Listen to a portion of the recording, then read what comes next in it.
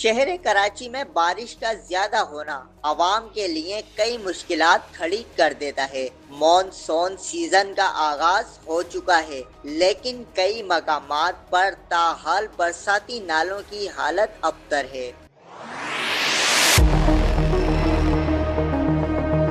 شہر بھر میں کئی مقامات پر برساتی نالوں پر تعمیرات کے بعد انہیں بند کر دیا گیا ہے اور کہیں اب تک صفائی نہیں ہو سکی۔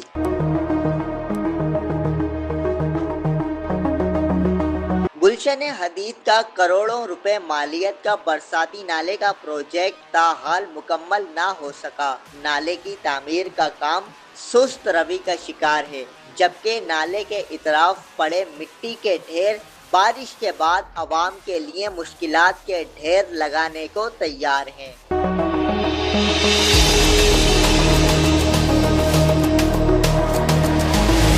دوسری جانب شاہ ٹاؤن، پیپری اور گرد و نواح کی آبادیوں میں بے ہنگم تعمیرات اور نالوں کی صفائی نہ ہونے سے شہری پریشان نظر آ رہے ہیں۔ شہریوں کا کہنا ہے کہ نالے کچرے سے بھرے ہیں، لیکن انتظامیہ غائب ہے۔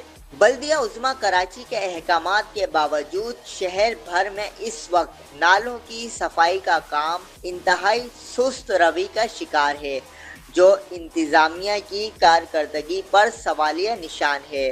بلدیاتی منتخب نمائندوں کی موجودگی کے باوجود نالوں کی صفائی کا کام نہ ہونا کئی سوالات کو جنم دے رہا ہے۔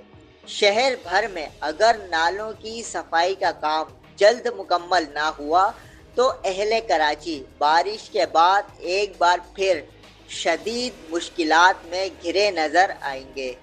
کیمرہ مین محمد امین کے ساتھ زین انصاری، پبلک پوسٹ، کراچی۔